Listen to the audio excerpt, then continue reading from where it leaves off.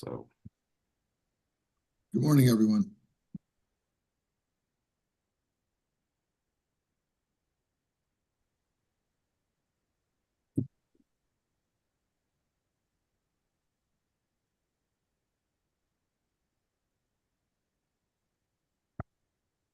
okay, for everyone's benefit, it's being recorded for posterity's sake. I always remind you.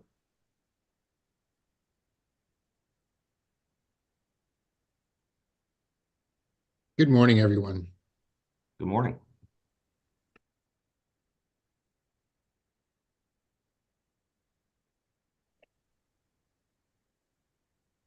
Good morning, everyone. It's 9 a.m. Welcome to the Eastern Shore delegation. Today is January 26, 2024. I'd like to call the meeting to order and say the pledge. Please rise. I pledge allegiance to the flag of the United States of America and to the republic for which it stands, one nation, under God, indivisible, with liberty and justice for all. Good morning, Delegate Jacobs. Could you please offer prayer for the group today? All right, sir. Thank you. And good morning, everyone. Happy Friday. If you bow your heads, Father, thank you for this Friday. Thank you for seeing us through another work week, bringing us to the weekend. Father, we pray that this weekend we will be filled with rest, refreshment, and quiet time with you. Our lives can seem so overwhelming and confusing, but we know that you are there by our sides always. Amen. Amen. So good morning, everyone. We have a heavy agenda today. And good morning, Senator Cardin. How are you doing today? I'm doing great. Thanks for the invitation to join you. Happy to have you, and the floor is yours. Well, thank you. If I could just add an amendment to Delegate Jacobs' prayer, may this weekend also be filled with a Ravens victory. It's great to it's great to be with you, and I'll see some of you a little bit later on. I'm going to be on the floor, I think, at 11 o'clock for the opening of the session. I try to do this once a year. I know we're doing it now virtually rather than in person. Kim Cradaville's my eyes and ears on the Eastern Shore. I know you all know her, and I thank her for her service. And she's always available, and I'm always available to do whatever we can. I'm here as part of Team Maryland. We work together very closely. Senator Van Hollen, Congressman Harris. We work as a team on issues, and that's never been more true than you see in the budget process, where the three of us have leveraged our positions to get the maximum amount of support for programs on the Eastern Shore of Maryland. So it is Team Maryland. Work very closely with Governor Moore, work with our local officials, municipal officials, in order to get the maximum amount of help from the federal delegation. We are still debating FY23 budget as you're looking at your FY24 budget, as you're looking at your FY25 budget. We're still in FY24. We're working under a continuing resolution. We hope to get our budgets done by March, but we've already started the FY25 budget cycle. So it's a little bit confusing. We're trying to keep our budgets on track. And I recognize it's not easy for you all to make decisions with the uncertainty of what's happening at the federal level. We are working on a tax bill that is strongly bipartisan, that would deal with some of the business tax issues on the research and development areas that were repealed in 2017, as well as the child tax credit and housing, which would help you with the low-income housing tax credit, which is the largest single tool available for affordable housing in our community. All of those are pending. I serve on the Finance Committee, and there's strong bipartisan support on the Finance Committee for those issues. The supplemental appropriation bill is being debated this weekend. We'll know whether we'll be able to get that done. It deals primarily with border security and our international responsibilities with Ukraine, Israel, and Taiwan. I serve as chair of the Senate Foreign Relations Committee, and I do devote a great deal of time to the foreign policy issues, but it does not detract from my advocacy on behalf of the people of Maryland, as I serve on the Finance Committee and the Environment and Public Works Committee and the Small Business Committee. Let me just mention one or two issues, and then I'll open it up to your questions because I know you have a long agenda. We are very much focused on priorities on the Eastern Shore. H-2B visas, very, very important to us. We are making progress. We've had numerous meetings with the leadership in the White House as well as in Congress. We are working on tracks that would increase the number of H-2B visas or carve out seafood from the cap on H-2Bs. And we have several avenues available for this, including the negotiations taking place on border security, because it does deal with worker visas. And we're trying to get provisions in the supplemental as well as within the appropriation process. This is total unity in our delegation. I can tell you that Senator Van Hollen, Congressman Harris, and I are working very closely together on those issues. The same thing is true on the catfish issue. We're working together on two tracks to try to deal with the catfish crisis. One is appropriations. There's an earmark that I sponsored that would deal with eradication in areas where we can eradicate or prevent the invasive catfish from entering our waters. The other is to increase the capacity on processing so that we can increase the commercial value of catfish. And we're working on both of those issues very, very aggressively. In last year's Water Resources Development Act, I was able to get a provision in there that sets up a separate track for small harbors. We know it's very difficult to get the Army Corps to understand and appreciate the importance of dredging in small harbors. We have a program to accelerate that. You'll notice when I get the earmarks, and we make sure you get all the earmark information that we have, numerous small harbors are included in our earmark requests in many of the communities on the eastern shore of Maryland. Ocean City is a special case. The Army Corps is working to make sure that harbor stays open. It's complicated. And I think they've done a pretty effective job recently. And of course, the beach renourishment is absolutely on schedule.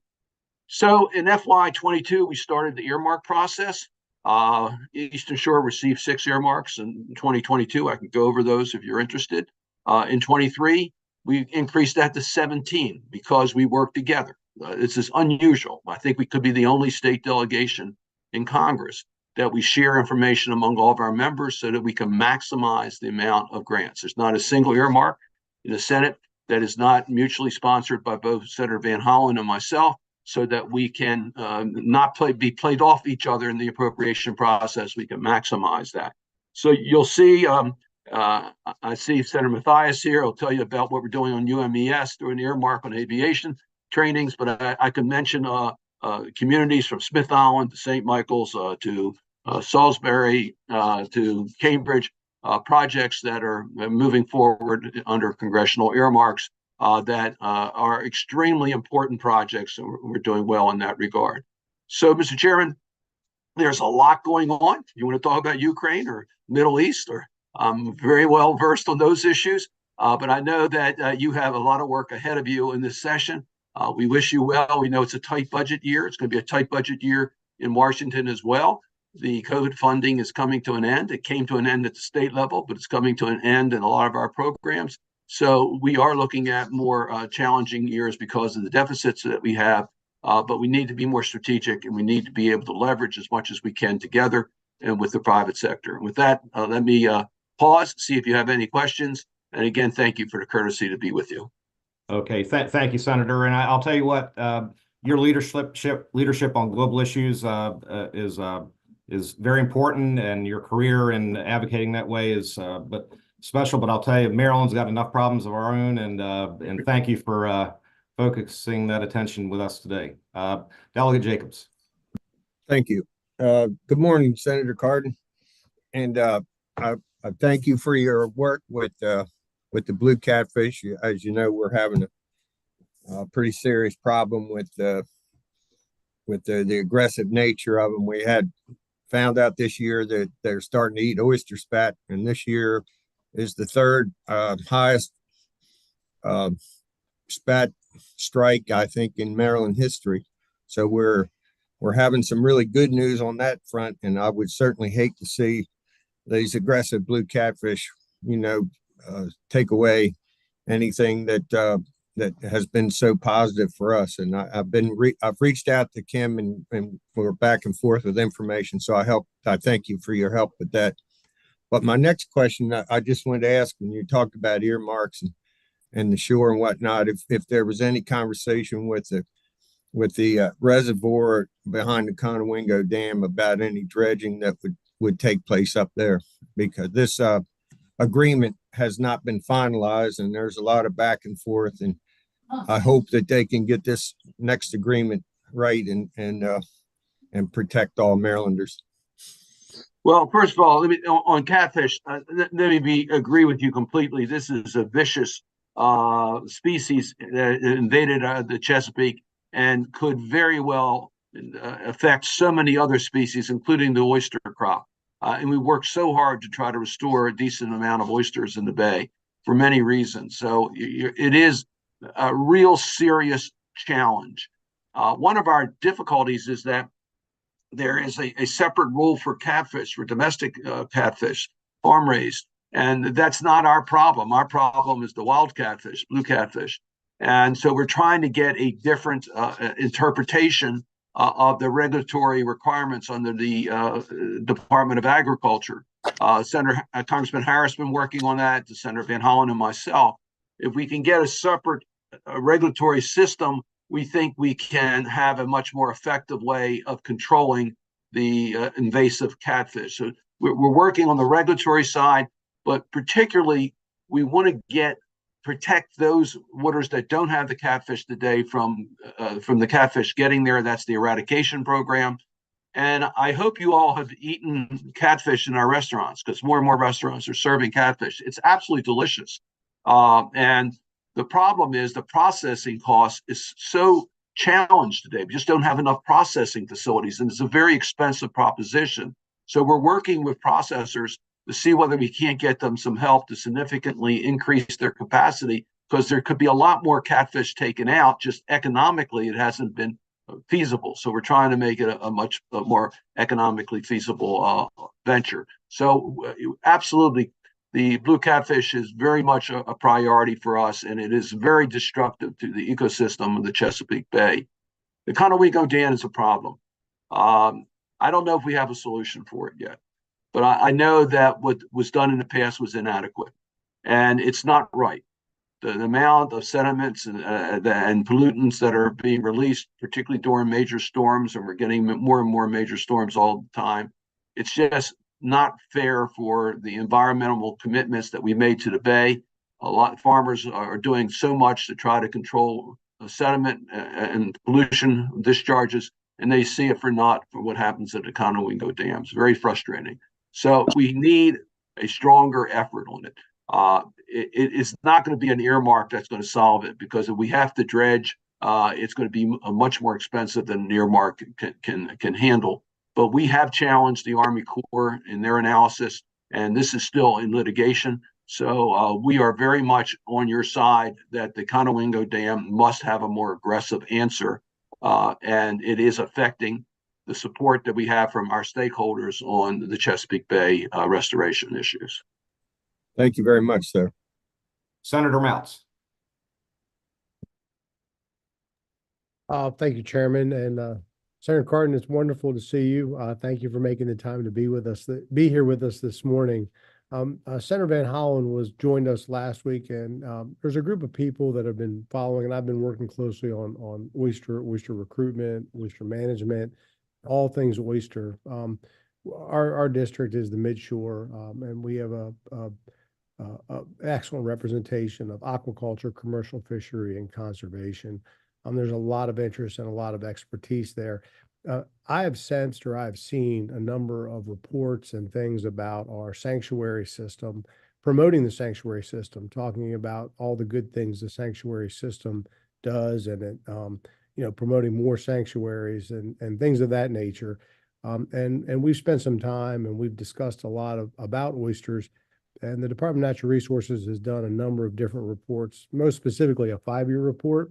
And I wanted to see if you'd be interested in getting an update from some other experts that have evaluated DNR's numbers or statistics about oyster recruitment, because I think that it's worth taking the time to get a fresh look at the amount of money we're putting into oyster restoration in comparison to the results, and what's really working and what isn't working. And I just wanted to know, has anybody talked to you about the failure of the sanctuaries? Have you heard anything about that? Bonnie, first of all, thanks for the question. Yes, we have, believe me, we hear from the stakeholders and we know that there are different views. We have certainly not seen unity in regards to the oyster restoration efforts.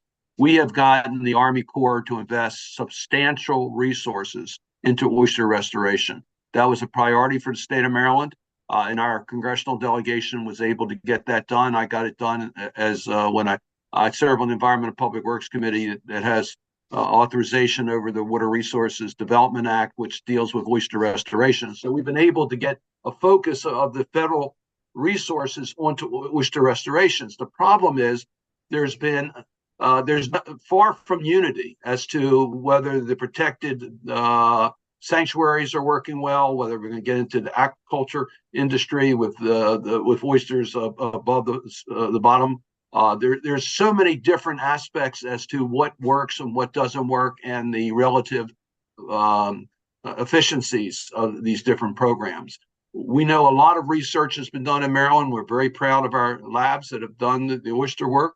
But I agree with you. We got to get everybody together with a strategy. We don't have a common strategy, and we need to decide what works, what doesn't work. There's going to be limited resources. It's critically important that we restore oysters in the Bay, and we want to make it also an economically viable industry. So there are many competing factors. So I think you're exactly right. I want to see the information you have, but I also like to see it's got to be organized at the state level, but we should be part of it, the federal delegation, bringing all the stakeholders together and having a very open discussion.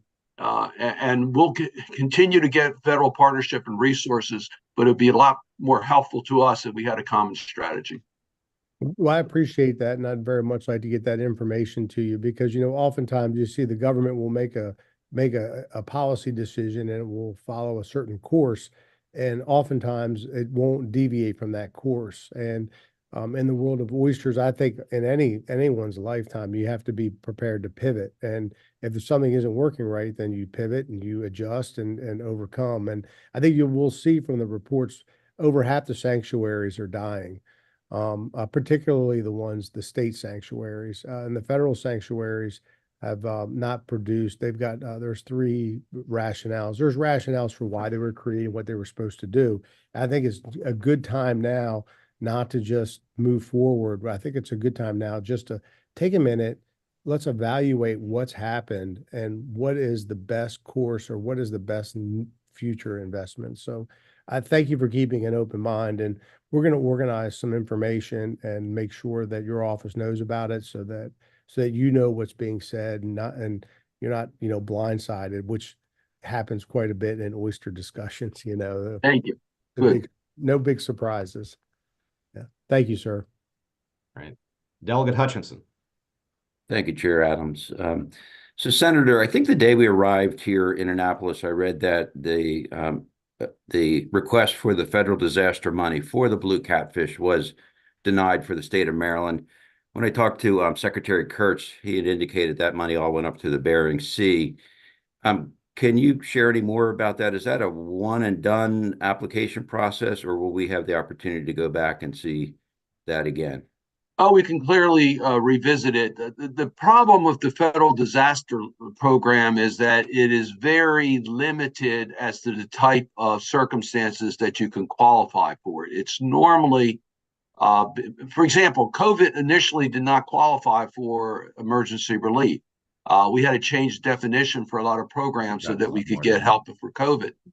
It's meant primarily for a weather-related natural disaster or fires or earthquakes or things like that. So it's hard to fit into the criterion that's required for a declaration. But we are working with FEMA to see whether we can adjust their standards so that, because this is an ongoing crisis, and yes, so we have not given up on that, but it's going to take some more work. Thank you. Senator, I'm not seeing any other questions. I would like to talk to you about offshore wind in Ocean City. Yesterday, Ørsted withdrew from the project, primarily on economic and inflation and supply constraints. Just curious your thought from a federal perspective on that and how you see those projects moving forward in the future, because we're here in Annapolis. We just had our budget handed to us late last week, and it's clear the next handful of years, 3 or 4 years, we're going to have some serious budget concerns. And just thinking of this through your eyes, how do you see this as a federal priority, and how do we get around the financing challenges, which seem to be affecting nearly all these projects that are in motion? Yeah, I was disappointed by their announcement. We are trying to understand the dynamics here. We recognize part of this is just the economics of energy costs globally as it affects wind-produced energy. That's an issue that we do not have a lot of control over, but it's something that we may be able to provide a more level playing field for wind energy production. Part of this is the politics of the local locations for wind. Part of it also for Maryland is the manufacturing of the wind turbines, which is a real opportunity for Baltimore in manufacturing jobs. So there's a lot engaged in wind energy considerations, and part of it is the Maryland commitment as part of the national commitment on our carbon reductions and a carbon footprint. So there's a lot of moving parts here. The main disagreements here we think are local, not federal. We want to make sure the federal partnership is strong. So we will continue to do that. We worked on the regulatory side so the state could get what it needed for viability of wind energy. We were successful in completing those negotiations. They were not easy. Senator Van Hollen and I were directly engaged with the Department of Defense to make sure that Maryland could do what it needs to do to have a viable wind industry. That we're able to resolve. So we are there as an active partner for what the state needs. Now, we know there's some local disagreements on the wind issue. Believe me, every time I go to Ocean City, I get an earful from the mayor. So I understand the concerns that the localities here, but wind energy is part of our future. Maryland, I think, has an excellent opportunity to be able to capitalize on that from our local economy, as well as energy costs being more competitive in our state. So I guess to answer your question, they call it repurposing. They say they're not out of the business. They want to take a fresh look at it. I interpret that they canceled it for the time being. That's extremely disappointing because we'd like to see it go forward. And I can tell you, we'll be totally engaged with you, the members of the General Assembly, as well as the governor, to see whether we can find solutions to meet the local needs as well as what the state is trying to do. Okay, thank you for that, for those comments. Members, I don't see any other questions. Senator Cardin, thank you again for being with us today and sharing with us. It's a pleasure having you today. Thank you all very much. Have a great weekend. Go Ravens. Go Ravens. That's right. All right, so next, members, we have the Eastern Shore University and College presidents. So the way this is going to work, it's going to be done in a consortium fashion. I'll let each of you decide how you want to present. And at the end of this presentation, I'll include Brad Phillips, who's the executive director for the Maryland Association of Community Colleges, which I think is going to speak to some of the budget challenges directly with community colleges. So the floor is yours, and we're all ears. Thank you.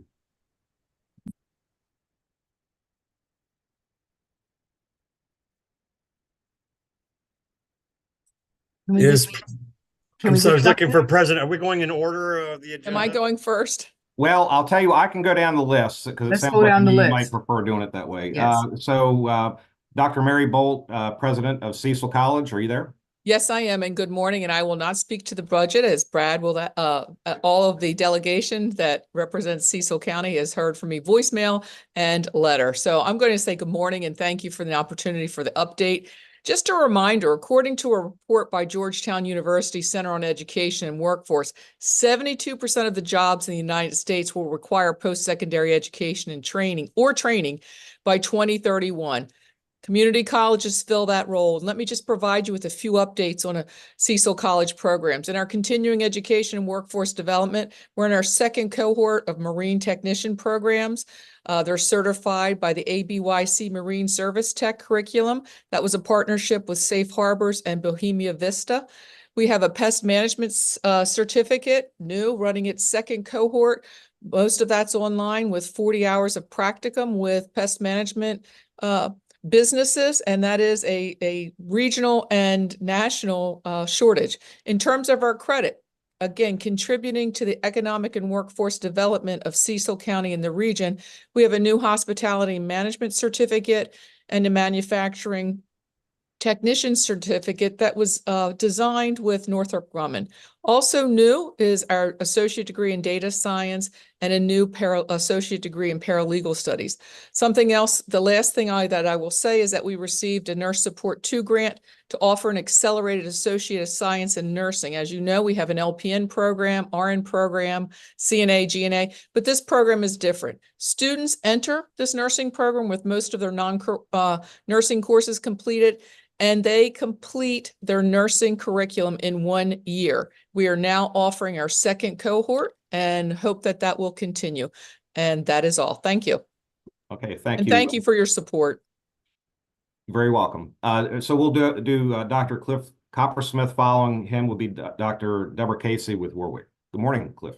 Thank you, Mr. Chair. I appreciate the time. Like President Bolt and Cecil, we've made a lot of progress on workforce development.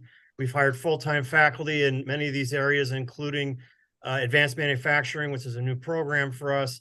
We have a full-time faculty member coordinating our marine program, and we've also additioned second welding faculty member to our welding and metal fabrication program, all of it part of a major investment in skilled trades. Meanwhile, we continue our focus on for-credit transfer education, which 2/3 of our students are pursuing successfully. And I just want to provide a very brief update on our enrollment, which is very good for spring. We're up over 7.4% in headcount and over 5.8% in FTE, which is just extraordinary for a spring semester. And I think obviously this is going on all across the state of Maryland as our students are coming back to us, including our adult students. 20% of our class this spring are over the age of 24, which is a really significant improvement from last spring.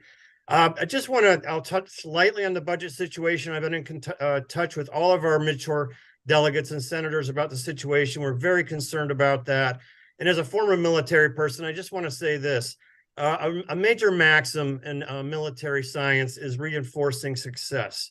And really, this is the time, if at all possible, to continue the effort to support our community colleges that are doing so much on so many fronts in education and training for the state of Maryland. I'm a real advocate for community colleges. I've been working in community college education most of my adult career, and I really am a believer in this distinctly American approach to higher education, which of course is very vibrant and very healthy in the state of Maryland. I thank you all for your support, particularly Delegate Grice, who I've been in touch with about the budget situation. If any of you have any questions about the impacts on Chesapeake, more than happy to speak with you about that. But we really do appreciate your support of Chesapeake in particular, but our community college system in general. Thank you very much. Good morning, everyone. Deb Casey, president at Warwick Community College. I have been in the state of Maryland for 5 months, and I am very excited to see the vision and the direction that we're heading in to meet our workforce needs. I'm on the Lower Eastern Shore. It means a lot to this community around a number of programs that we have. You've already heard from my 2 other colleagues. I just want to highlight that we just graduated our 91st cohort of our police academy, including also our corrections academy. So there's a lot of work that we're doing around not only meeting the governor's vision of public safety, but also in regards to EMS, paramedic, healthcare, and business and industry. Our enrollments are also up this semester in comparison to last year. We're up 10%. Dual enrollment is emerging, and we are appreciating the relationships we have with the school districts.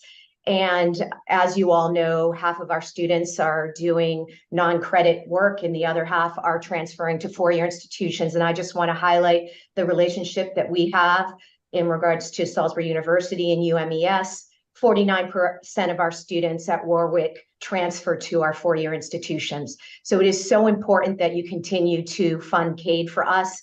I just spent hours on preparing a budget with an 11% cut. That's 1.5 million for Warwick Community College. That doesn't work for us.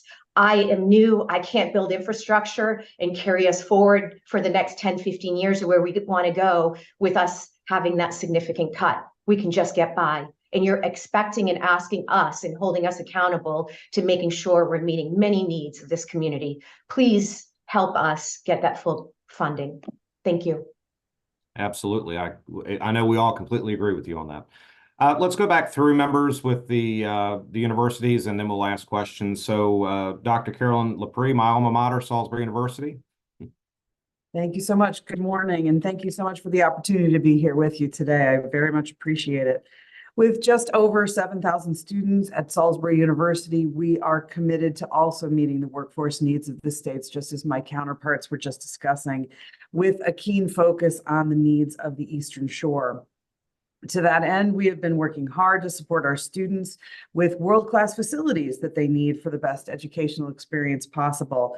We are very excited to begin the renovations of Blackwell Hall. In fact, construction and exiting of what was in the building has already begun, which will be a new one-stop shop for all student needs. And it will be our first completely net zero building on campus. And it will be one of the first in the university system of Maryland. And we're very, very proud of this in terms of our green efforts. We are also looking to drive support for our College of Health and Human Services building, which will house programs such as nursing, social work, public health, and more, all of which are critical workforce needs within our state and our nation. We're also looking forward to advocating for a comprehensive renovation of our MAGS Physical Activity Center, which would create a space where students can find activities that will better both their physical and their mental health, both very important things for college students today.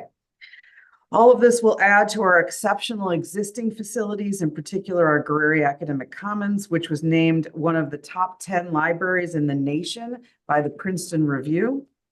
And we're very excited to continue that trajectory of world-class facilities that support student learning. SU also continues to look to grow to meet workforce needs with the development of new programs. Ones that are in the pipeline includes music therapy, public communication, and coastal engineering. We're also looking for new athletic and arts opportunities. We're launching a new golf team, men's and women's golf, this fall. And we've just completed a feasibility study to bring a marching band back to Salisbury University. We hope that this will support not only our students on campus, but our local community as well. And we're also looking forward to opening the Museum of Eastern Shore Culture later this year in downtown Salisbury. Our Rommel Center for Entrepreneurship is a regional leader in innovation and job creation. This is also located in downtown Salisbury. Each year, our student entrepreneurship competitions award more than $300,000 in business startup funding to both business and local community members. Through these competitive programs, SU has helped to create more than 1,000 new jobs in Maryland and other parts of the Mid-Atlantic since 2013. And our continued efforts in these areas have awarded SU some notable recognitions, which I will share very quickly with you today, including being named #1 in the nation for producing Fulbright students in the Masters Carnegie classification in 2023. And we just got word yesterday that we have 12 semifinalists for the Fulbright for this year, which is more than half of the students from SU who applied for Fulbrights. And we've also been ranked among the nation's top colleges by U.S. News and World Report for 27 years in a row. And we're very proud of our future trajectory.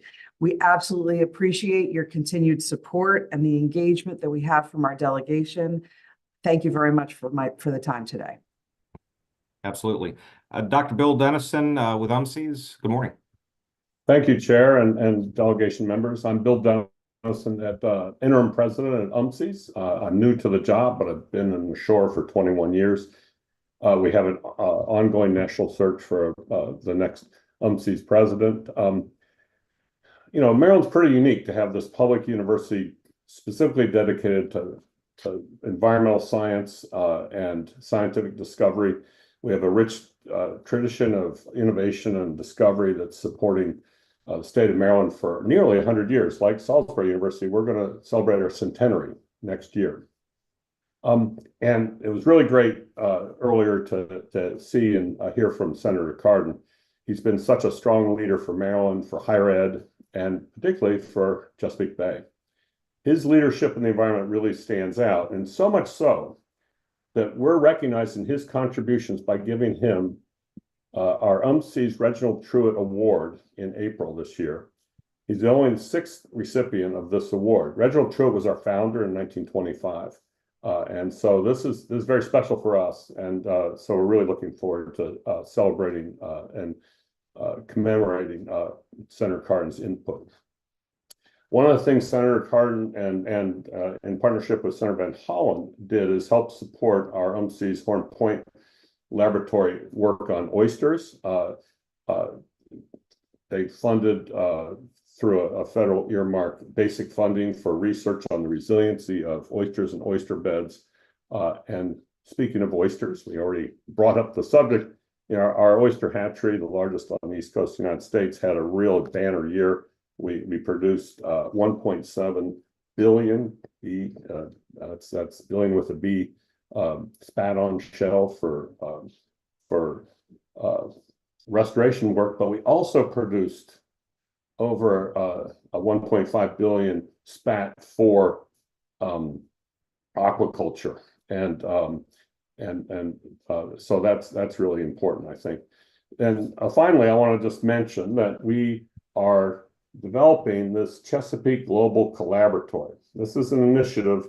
It's not a think tank. We've had a think tank. We've done that. It's a think, do, and innovate tank. We want to be hands-on to tackle the complex social and environmental problems that we're facing. We're going to bring in new big data analysis, machine learning, artificial intelligence, bring new voices, more diverse voices, and novel approaches to tackle these problems, to accelerate our solutions.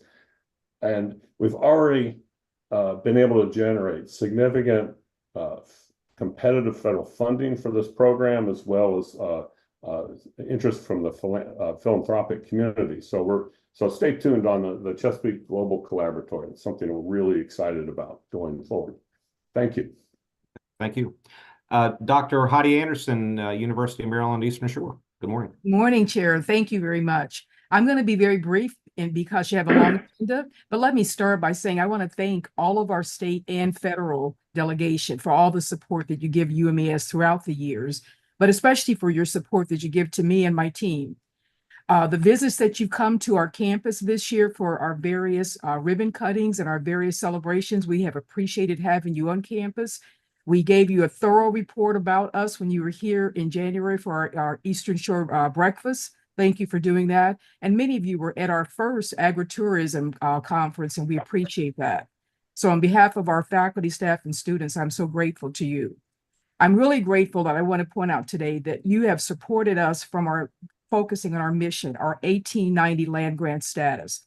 You recognize that we are your 1890 land grant institution in the state. And in this capacity, our focus is on partnering. We partner with everyone on this particular call today. All of our presidents on the Eastern Shore, we partner with each of you. We were grateful that we had not only Senator Cardin and Van Hollen on the campus this year, but Representative Andy Harris was here twice. And we were able to share our priorities at that time, which is why I don't need to go into them with you today.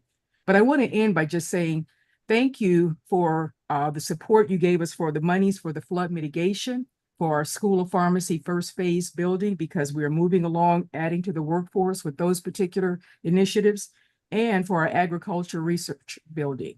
And finally, we are thoroughly appreciative of Governor Moore recognizing our land grant 1890 status in the budget this year, including doubling our state match. We hope that you'll be supportive of these efforts, as well as our capital and other legislative priorities.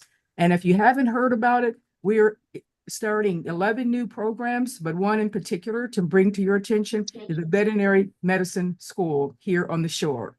And so with that, I will end and say thank you so much from all of us here at UMES. Thank you. Last, Dr. Mike Sosolsky with Washington College. Good morning. Thank you, Mr. Chair, and thanks to all of you who serve in the Maryland Eastern Shore delegation. I want to echo my colleagues' gratitude. You all have done tremendous service for the state, clearly, and have been such wonderful and staunch supporters of higher education. It's truly remarkable. I bring you some really good news from Washington College, which is Maryland's premier liberal arts college, top 100 liberal arts college, located in Chestertown.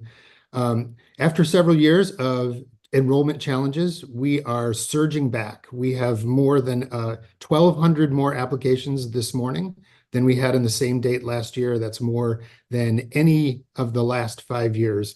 So I think I'm echoing what many of my colleagues are saying, is that students are coming back. They're eager to receive their higher education, and they understand that the transformative power of that higher education for not only their own lives, but their families. That's something that is really a terrific investment. We're really focused at Washington College on our articulation agreements with our partners in the community college system. We're proud to say that we now have completed those agreements with every single community college in the state. And we are also very focused at Washington College right now on access and affordability, which is always such a challenge. It's worthy of noting, I'm sure everyone on the call has seen the governor's proposed budget. We are very concerned at Washington College and independent higher education throughout Maryland about the proposed cuts to the Sellinger Grant program. I don't need to explain how valuable and important that has been to Maryland high school graduates over the years. It is one of the key things that allows students to be able to access that all-important transformative life preparation, career preparation that allows them to enrich the workforce. And we are very focused on that at Washington College. We recently announced 6 new scholarships that are aimed at encouraging high school graduates from the Eastern Shore to pursue a career in public education. These are full tuition scholarships. And we know what a shortage we are facing, what a difficult time will be ahead if we don't have strong schools. And we're contributing directly to that through our scholarships and our strong education program. We're fortunate we've just received this past fall the largest philanthropic gift in the history of Washington College. It enables us now to combine that with the Maryland Guaranteed Access Grant to make essentially a Washington College education free for any student who qualifies.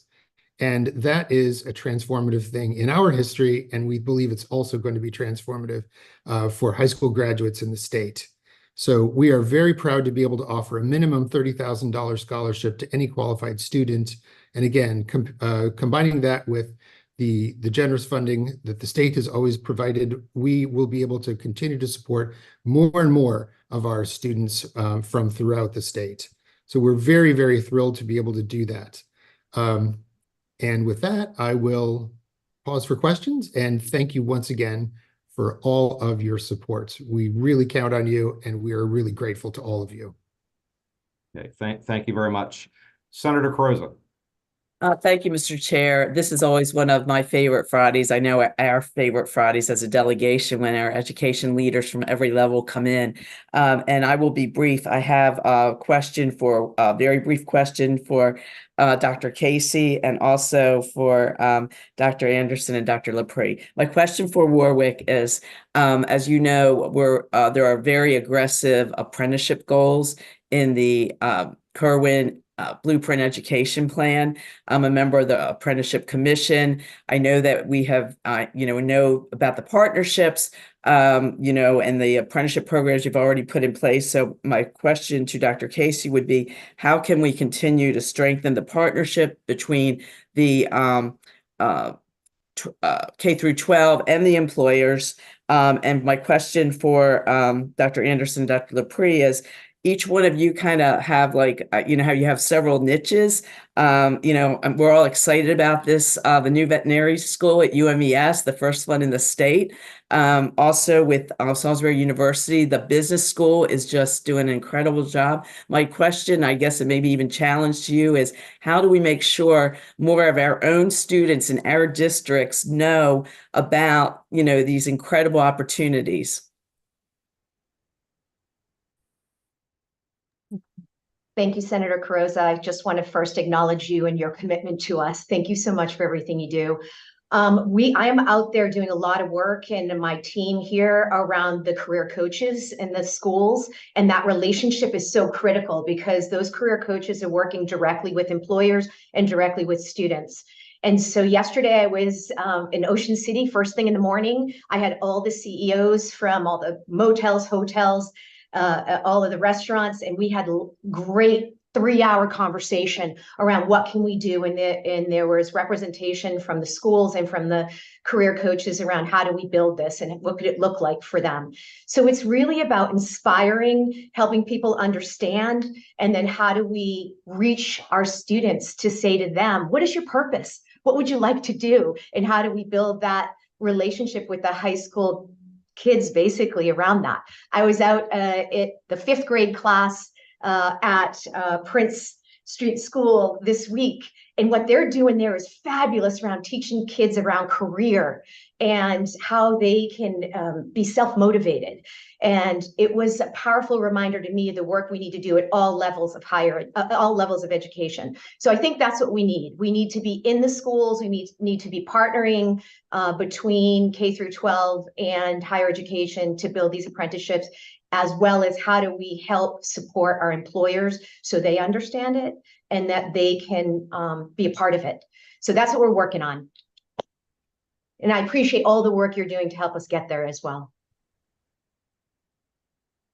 Delegate Sample Hughes. Thank you, Mr. Chair. Actually, could Dr. Anderson, Dr. LaPree just briefly I'm sorry. answer my question? Yeah, absolutely. I'm sorry about that. I'll go quickly and then defer to you, Madam President. Thank you so much, Senator Carrozza, for that question. Just really quickly, a couple of things. We agree with you wholeheartedly. We want to make sure that what we're doing at SU is absolutely resonating with the students that are on the Eastern Shore, as well as all of Maryland. 30% of our population actually comes from the Eastern Shore, which is great. We would love to see it be a little bit more, but we know that we're already resonating with a high proportion of the students in this area. A couple of initiatives that we have ongoing right now that I think might be of interest to you to show about what kinds of things we're continuing to try and do to move that needle. We are actually sending out live admissions teams with Sammy the Seagull, the mascot, to the local high schools. We're offering scholarships on the spot. Anyone who's been admitted can come in, put their name in a drawing, and we pull out the scholarships. I know. Thank you, Delegate Chris, for putting that Sammy up there for me. Illustration of how Sammy is everywhere. But we're trying to get out into the high schools to try and meet the students where they are. I think that is critically important for them to start to recognize our name, what we offer, and that we are the school for them. We may be in their backyard and they may just sort of not even be comprehending that SU is a possibility for them, but we're trying to get out in the high schools. We're also really proud of our presence in the new JA Center. All the universities on this call today have a presence in that center. And that's reaching out to them when they're even younger. Those are middle school students who are going to start to be able to interact with higher education in all its forms, because a 4-year college is not for everybody, right? We want to make sure that they have all those options. But those are two that immediately come to mind. We're having great yield success coming out of those high school events and being present with them and doing those admissions events. But those are two that I'd mentioned right off the spot. And Dr. Anderson. Thank you, President. And Senator, thank you for the question. I'll go very quickly. We are doing all of it. What Salisbury and Warwick is doing plus more. And so let me just describe the plus more very quickly. We have pipeline programs and summer camps, but our summer camps, we're extending those now throughout the year. Here's the reason why. What we recognize, and all of us here on the call recognize, is COVID impacted our students' reading and their math skills. They were already impacted in this country to begin with, and COVID made it worse. So now our faculty are reaching out into those high schools, into the grade schools, trying to partner with the teachers to say, how do we help you help the students? We are doing that in our local community with Somerset, with Crisfield, because many of our students come through UMES and we want to make sure they're ready to take on the challenge here. Many of them are into STEM. They're interested in a science, technology, engineering. I like to say agriculture, aviation, or math degree. And if they're going to get that, they can get it here at UMES, but they need to be prepared. The other thing we're doing is partnering both with Warwick and with Salisbury, where the need meets. And with Salisbury, with Warwick, I'm sorry, we're so proud of our seamless transition of a full scholarship. So they can go to Warwick and get their associate degree, come to us, get their bachelor's seamlessly, and complete that with a full tuition, leave with no debt, and get more than one degree and in a short amount of time. And then the last thing I'll say, we do look at our niche programs like our 8 health profession programs. The veterinary medicine would give us a 9th. And we see where we can partner with those with extensions outside of not up and down the shore, but throughout the rest of the state. I think like others here, I could go on, but just very quickly. Okay. Just a quick one sentence, Dr. Anderson. How can you really get the word out on the veterinary school? Because I started talking about it at some events, and I actually saw students perk up about really being interested in applying to UMES because of that. They are, even when we were in our feasibility studies throughout COVID, we started seeing the increase in interest in our pre-vet students grow. So we've quadrupled the number of students who already are coming to us in pre-vet. We're getting the word out by social media, regular media, radio, TV. We're out there. And now that we've gotten the MHEC and our board approval, you'll see us out there a lot more trying to get that word out. So we're leaving brochures in your offices with your teams. And we're going to send you some more talking points so you'll be having that information to be able to share. Thank you very much for your help. Okay, Okay, Delegate Sample Hughes. Thank you, Mr. Chair, and good morning, everyone.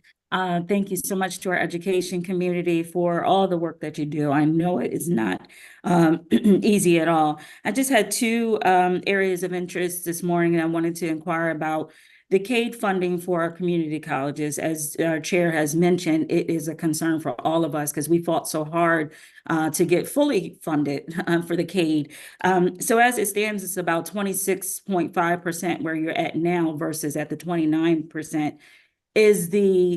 Are the community colleges specifically, yes, you would love full funding, but are you advocating for at least getting to 27%, 27.5%, or something that's realistic, given the fact that we are grappling with a budget that is very much strained at this time?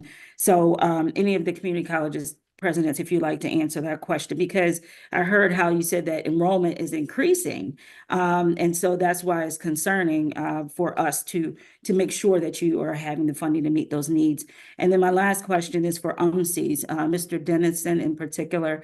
In the budget, it also shares that the governor has proposed about $659,000 for the collaboratory building in Solomon's Island. Will that building and its efforts, will it affect Dorchester County's site at all? I want to certainly advocate for, everything that you're in need of, but I just want to make sure that your facility over in Dorchester County will be used to its fullest capacity. So I just need to understand that. Thank you for your question. This is Mary Bolt. I'm the chair of the President's Group, and I'd like to ask our Maryland Association of Community College Executive Director, Brad Phillips, to respond to the funding formula on behalf of the Maryland community colleges. Thank you, Dr. Bold. And that's an excellent question, Delegate Sample Hughes. And I'll start by saying that this morning, Maryland Matters ran an op-ed that I wrote that tries to really establish why this link with our public four-year institutions is so critical, and changing that percentage tie is not the right move. DBM sort of looks at this percentage tie as a lever that they can raise up and down and cash out whatever they select and then tie it back together with funding. That's not the spirit of the formula, and it's not actually why you as a body, as a delegation, as a General Assembly mandate that the governor put in 29 cents per funding for each FTE that the four-year institutions get. And I'll say, look at it this way.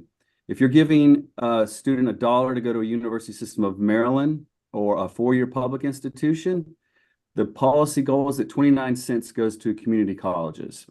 And whenever you rebase that, that's just a budget word for inequity. You know, you're cutting community colleges out. You're still providing $1 to our four-year friends, and we're very happy that they're getting funding. But this is all proposed in the BRFA. So we're asking you to reject the BRFA and continue to support community colleges at the same level that's actually allowed us to grow enrollment, to deal with some of the workforce shortage challenges that you have, to work with our apprenticeships and our blueprint goals that you have established for us to do, instead of severing our funding from all the responsibilities that you're asking. The last time we got a rebase this bad was in the 2010s. It was the Great Recession, you know, the largest downturn in our economy since World War II. It has taken all the way up until 2023 to get back to where we were. And during that downturn, we lost enrollment. We're now up 8.3%, 4 times greater than our public four-year institutions.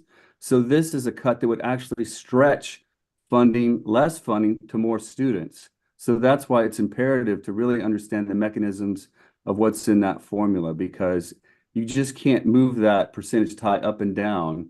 It has to be connected. And that's how we are all unified as a segment and as a system of higher ed to advocate for the best interest of students instead of fighting each other for resources. So hopefully that gives you a perspective as to why that link is so critical. Oh, absolutely. And I'll certainly read your op-ed today and certainly continue to advocate. But thank you for that clarity. And Delegate Sample Hughes, thanks for paying attention and advocating for our Horn Point campus. The collaboratory building that we're going to have at Chesapeake Biological Lab in Solomon's is going to house our data scientists, and the servers and infrastructure to move big data around, to manipulate big data. But we're intricately linked with our Eastern Shore scientists. In fact, Dr. Victoria Coles is going to be the lead on our National Science Foundation funding for that data to staff up those data science. So this collaboratory is not going to be place-based at any one of our campuses, but in fact utilize the entire state of campuses around our state, because we really want to be collaborative. We want to work with state and federal agencies. We want to work with NGOs. We want to work with private watermen and farmers, and because to solve these challenges of the future, we have to get outside of this ivory tower and work directly with the people involved. So yeah, we'll see an uptick of effort at the Horn Point Laboratory as a result of this collaboratory funding. Thank you, though. Okay, that's good news. Too often, unfortunately, in Annapolis, we have to fight for our watermen and all those areas to be at the table through policy. So I just wanted to make sure, you know, infrastructure wise and things that you're building out does not become affected. Thank you, Mr. Chair. You're very welcome. Delegate Grist. Thank you, Mr. Chair. I'm going to make a couple comments on the CADE cuts. Our leadership, appropriations leadership met yesterday, and it did dominate a lot of the conversation because we went over the BRFA. And we also talked about Sellinger. So I guess my first question is to Mike. What we were told is that because that cut to Sellinger is for our grad students and not undergrad,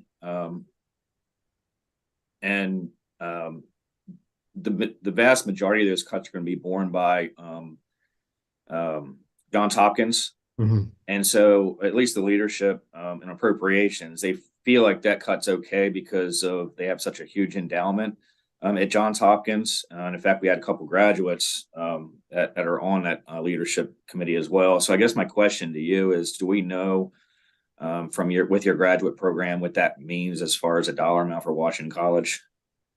Yeah, actually, that's a really good news story. You're right. The formula has been altered based upon headcount, eliminating graduate headcount. So that is good news for us because Washington College is a four-year undergraduate liberal arts college, doesn't have graduate programs at this time. So we as an institution ourselves have not been. So it won't impact you at all then. That's great. Right. Yeah, they're not undergraduate cuts. They're going to, that'll be fully funded. Yeah. Yeah. Yeah, no, we're in good shape that way, but and you're right, Hopkins will take quite a haircut in this situation, but so will institutions like McDaniel and other places that really do, where students really do depend on that funding.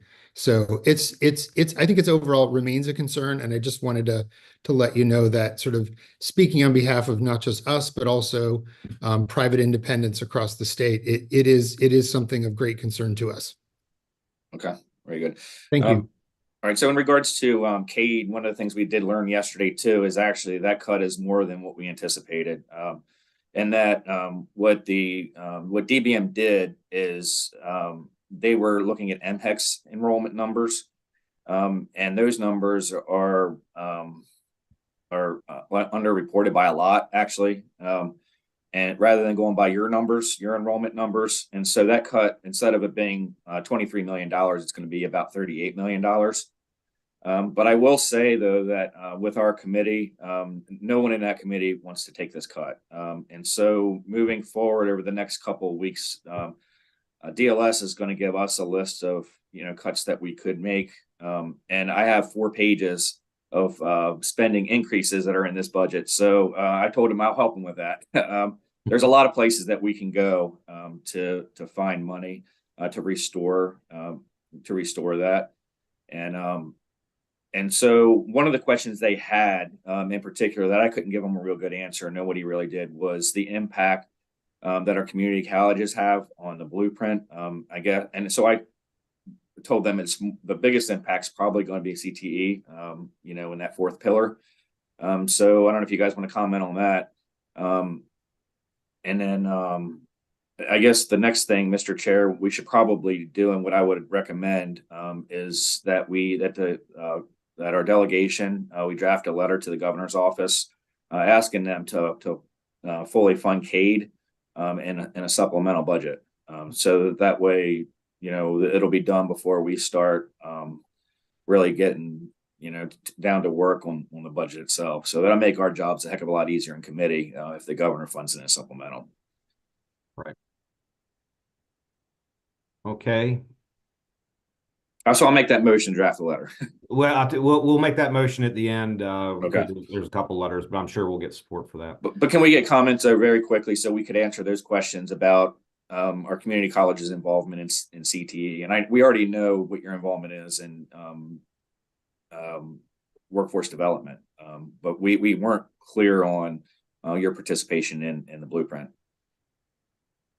Brad, again, do you want to address it on behalf of the community colleges, since you have the voice of the 16 community colleges? Sure. Thank you, Dr. Bolt. And Delegate Grice, thank you so much for that update, and thanks for the support. I should always have started with that, for all that you all are doing to help us work for funding on community colleges. And, it will impact the ask that we have been told with the blueprint on a number of areas, especially CTE. If you look at actually how the nature of how students are looking at post-secondary, they're looking at some of these credentials in CTE. Senator Cardin was on the let us off. We have an earmark to really do a lot of work in cybersecurity. We're trying to get a $2 million earmark from Congress to be able to partner and create ranges and to create opportunities to fill these workforce shortages with dual enrolled students, with returning adults, with everybody that might be able to participate, because you have a 30,000 vacancy rate in cyber jobs that just really need some type of credential and not necessarily an associate's or bachelor's degree. So without the funding to do some of this work, obviously we can't move forward very quickly or at all, to be honest. And that's just in one industry. Some of these things like IT, like cybersecurity are expensive. There's a lot of infrastructure costs to do that work. So it will limit that.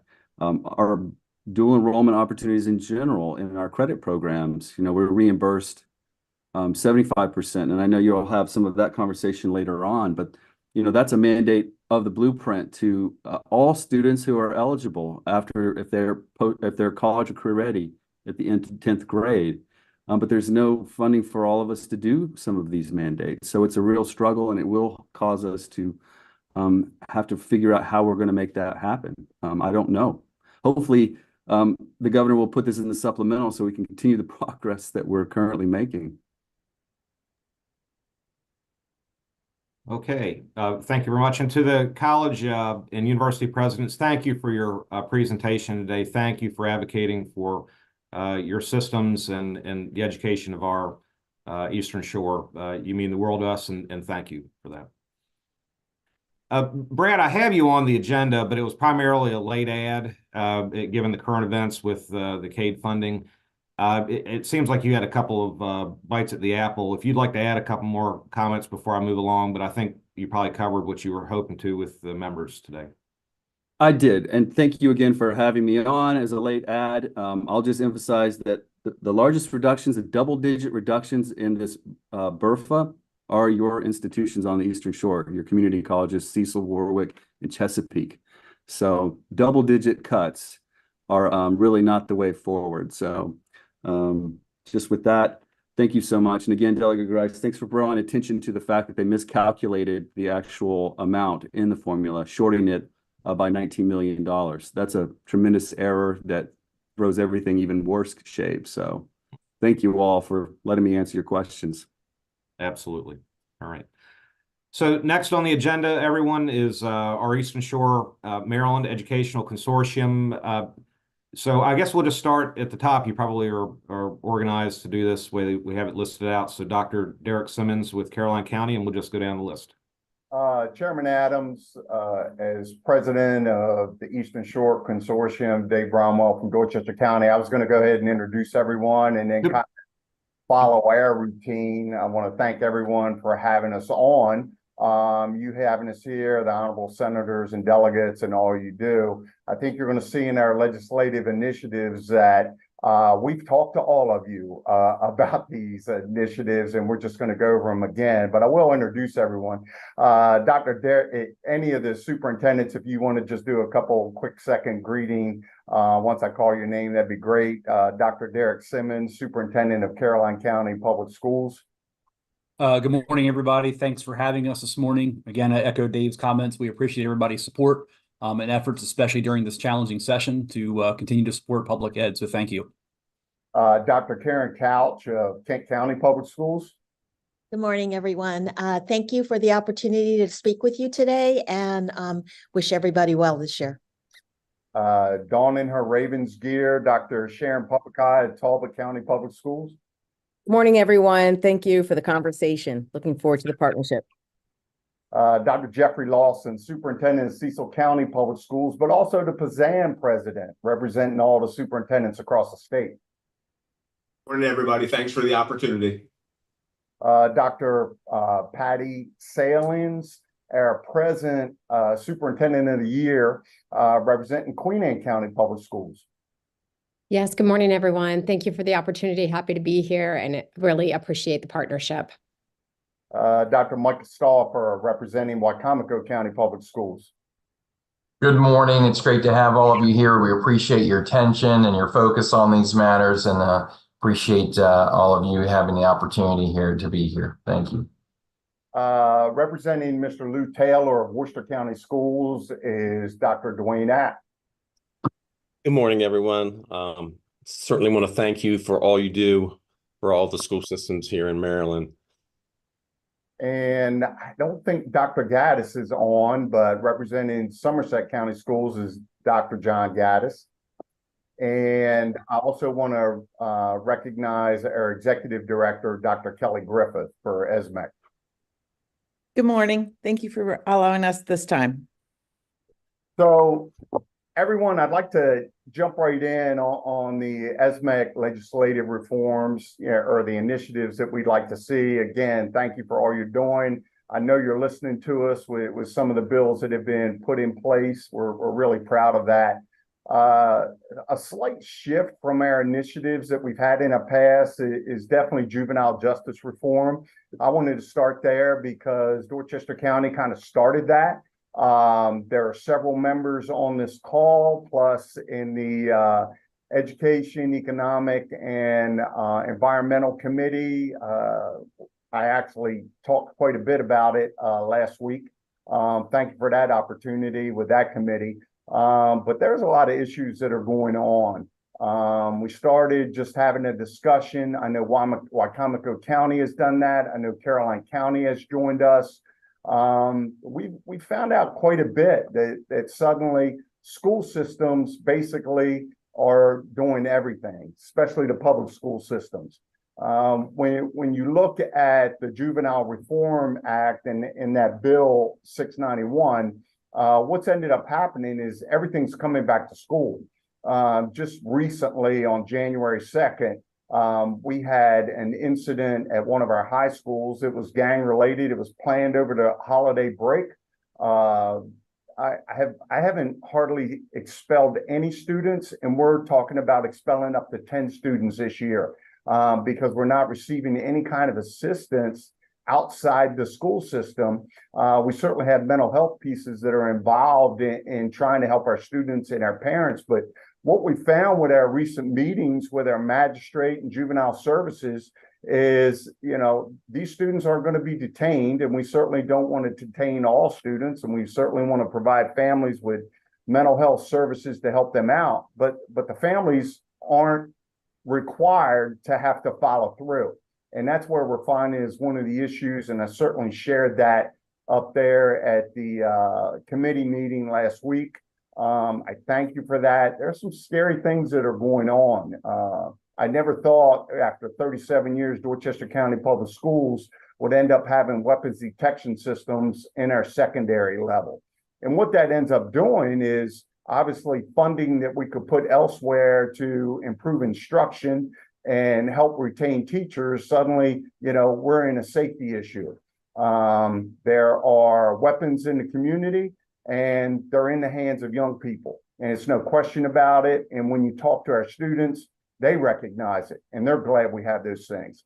So we're more than willing to support you. I know there's a bill that was put in by Senator Maltz and Delegate Hutchinson addressing this on assaults on staff and contracted employees such as bus drivers. We certainly support that, and we need to protect our people, because I think you're going to see a little bit later with some of the data we're presenting, that maybe is why we're struggling filling positions. Now, with that, we're also moving into a funding piece, and we have a couple slides, I think, that have been provided for you. We shared in that committee meeting last week that the superintendents definitely support everything that's going on with the blueprint in theory. But we are at a point now where we're certainly down in the weeds when it comes to finding out how the law actually affects all our funding. I'm going to defer to Dr. Lawson here for a second, or a minute or two, because he did an excellent presentation to MSDE as well as the legislative committee last week on how it's really affecting, when you drill down in the weeds, what it looks like to two schools. And an example on the next slide is Anne Arundel County. Dr. Lawson, do you want to talk about it? Sure, Dave, thank you. This is a slide that's been out there, I guess, for the better part of 6 months, maybe even closer to a year, that was shared with the Anne Arundel County Board of Education. Matt Stansky, their CFO, is the one that created it. And it does create, or at least highlight, I think, the potential for what's happening. Some of you know, and real quickly, I want to thank Senator Cardoza, Gallion, Delegates Hornberger, Grice for really probing in some of the questions you've asked publicly to really, I think, highlight this. I do think we've moved the needle on this issue. I know Dr. Michael, Vice President of the State Board, is coming to visit with me to talk about these kinds of things in the next couple of weeks. So I do think we're bringing it to people's awareness. And without going too far into the weeds, the blueprint has a minimal funding requirement, and it basically says that on the column to the right, you see compensatory ed, EL, and special ed. 75% of those dollars must follow the child to the school, and which leaves schools that don't have a tremendous number of those students. Some of your more affluent schools who, let's face it, they cluster by zip code like every other population, it seems like, in our country clusters.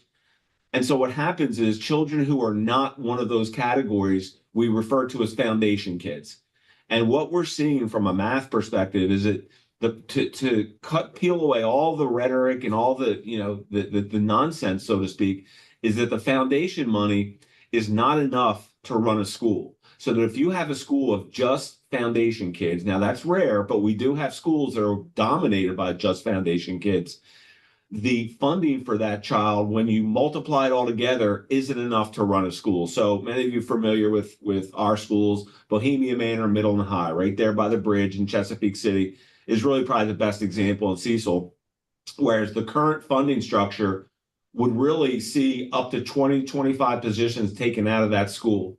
And now the AIB announced, I guess it was last week, they're giving us some flexibility on this for a year, which is appreciated and needed. But what I would say is that we will be talking about this very same issue 1 year from now. So it is going to need a long-term fix. And so much, I think, of our struggle with the blueprint is this premise that your outside ancillary programs that aren't in the blueprint, think world languages, sports, performing arts, there's just a litany of different programs. The expectation is all of those programs are to be covered by the foundation costs. And so there's a challenge. I'll be glad to talk with more of you offline if you like. But yeah, I think that's really fundamental to some of the challenges we're seeing. And several of us, we're kind of maintenance of effort counties, so we're not getting a ton of extra money to do some of the different things. So it's really starting to manifest right now as we move into FY25. And I think that probably lays out enough, Dave. Yeah, I think you got it covered. So the next slide after this, up on the legislative initiative, you see the teacher shortage.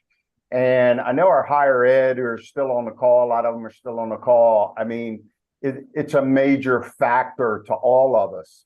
And all of you, when you're looking at this slide, the key is to look at the shore, the 9 counties on the shore, and look at the column of teacher vacancies as of January 1st, 2024, was 78. And just Dorchester at 14, we were as high as 50 2 years ago. If you go all the way out to the right, that big number of 376 is conditional and provisional people and the grow your own programs that we're all trying to do to get our people certificated. And, when you look at the blueprint and what it's asking us to do to have that high quality teacher, these are some of the things we're running into a structure with. And just some of the numbers we have from Salisbury University, because all the shore counties certainly are pulling from Salisbury. We always have in the last 30 to 40 years. We're seeing like possibly 139 total that could be coming out in the spring, and we're not sure that that's going to cover everything for us. We used to get 12 potential employees, first year teachers every year, and all the other shore counties could get them as well. But right now, early childhood, I think they have 74 in, and in secondary teachers, it's only 28. And then when you move down to just other subjects such as music, they only have 2. And when you're talking about ESOL enrollment on the shore with our Spanish-speaking students and families, there's only 3 coming out. And those numbers themselves are huge. So no matter how we play with this to try to work, we certainly need you all in higher education that's on this call, and they're not surprised I'm saying these numbers at all. In order to implement the blueprint correctly, we have to find something on what we're going to do to encourage our students to come into the educational field at all our higher ed institutions and find a way to get them down here on the shore to fill all these positions. It's difficult. It's difficult to do. And even moving the blueprint to $60,000 starting salary, you can see with these statistics and also with just some of the numbers I shared about Salisbury, what they've shared with us, it's going to be difficult.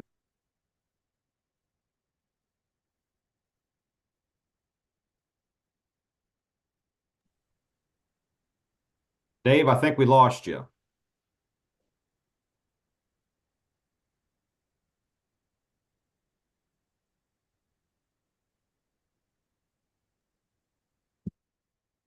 Can you hear me? Yeah, I can hear you. Yeah, Dave's been having think some it's- technical It's Dave, difficulties. yeah. I think the next thing he was going to talk about, Chris, was just basically the local autonomy of policies, and then the CIP request, which you all have a copy of from the Eastern Shore, and then entertain any questions or any superintendents that might want to make some comments. Okay, all right. Very, very good. And let me just say, Kelly and Dave, if you're back on, that PowerPoint, if you could email that to my office or to our offices, if you send it to me, I'll make sure the members get it. There were a couple of very important graphs and some information I think we would like to have in our hand as we're working through this session. Absolutely. All right, Delegate Hutchinson. Thank you, Chair Adams. I just wanted to expand upon what Dave was talking about in terms of what we did in Dorchester County around the juvenile crime issues. It started with a phone call with Dave, and then it expanded into a group of over 35 stakeholders, joined in by Wacomico County and Caroline County, and actually the Talbot County Sheriff's Department. So we had law enforcement, state's attorneys, circuit court judge, and really to get our hands around the juvenile crime issues. And we eventually had Secretary Schiraldi came down to meet with us. It wasn't the most enlightening meeting, but we're still not done. So one of the things that caught my attention in that one of our meetings is data that Dr. Stauffer and Mr. Bromwell presented, and it was around violence in the schools, particularly student-on-student assaults, and then even more amazing was the number of assaults on faculty. So Senator Mounts and I will be cross-filing a bill. I'll be dropping mine today. And in essence, if you know how the juvenile laws have changed, you can't hold a juvenile criminally, you cannot charge them criminally unless it's considered a crime of violence. So what we are doing is proposing, it's quite simple, short bill, is to move assault in the second degree, which is not a crime of violence, but assault in the second degree of I'll read it directly, of an employee or subcontractor of a public or private elementary or secondary school as a crime of violence. So if this were to pass, it would give our state's attorneys the ability to determine and decide if they want to proceed with criminal charges against the individual. I have received an incredible amount of support. I was interviewed on WBOC recently, and my phone in the office here has been called numerous times, thanking me for, and Senator Mounts for putting this bill forward. I even believe we have the support of our local Dorchester educators, the Dorchester Teachers Union. So it'll be interesting to see how this moves forward. I just ask for any of you that want to support it to either come and be a witness with us on our panels or write letters of support. We don't have a bill number yet, but once it gets dropped, we'll get a bill number. And I just wanted to share that with the group. Thank you. So can I respond to that, please, Mr. Hutchison? This is Jeff Lawson from Cecil County. And again, I can only speak for Cecil County on this. I've not tracked, I would say, sure data as it relates to hands-on offenses, a student to an adult.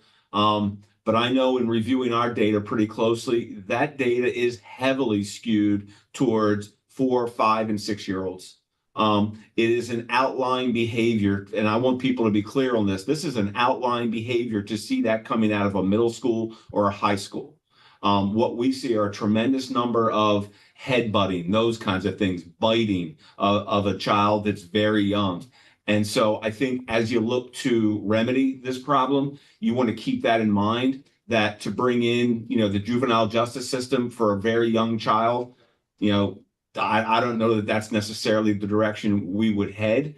But again, I will certainly get you specific data from Cecil County, 15,000 kids, 2,000 employees, for whatever that's worth, for you to take a look.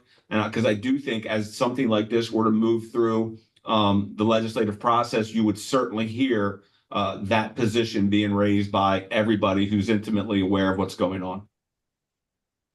Thank you, and I do understand that. And just as the juvenile laws are, this would only apply for anybody above the age of 10.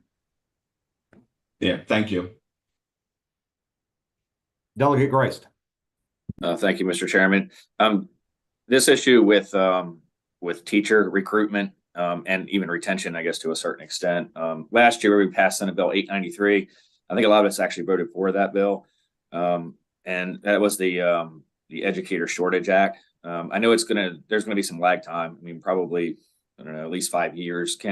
Are you guys optimistic that once this is actually implemented, that we'll start to see some improvement in regards to finding new teachers?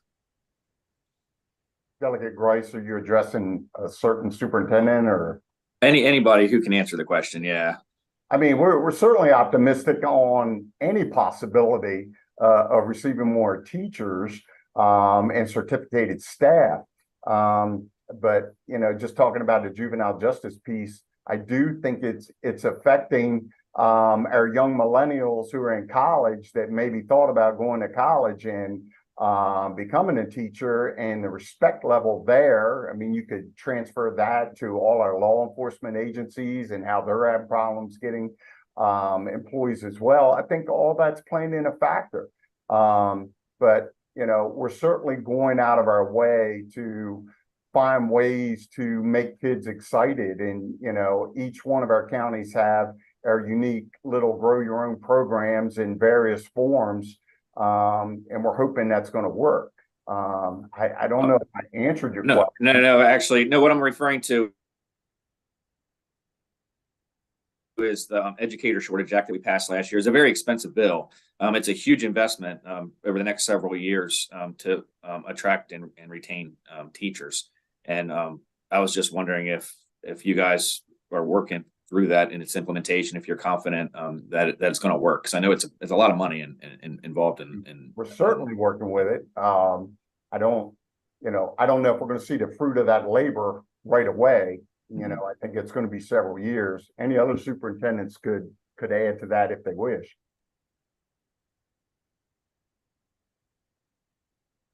All right, thank you. Okay. Senator Cruz. Thank you, Mr. Chair. I want to thank Superintendents Lawson and Bromwell for their presentations before the Senate Education, Energy, and Environment Committee last week.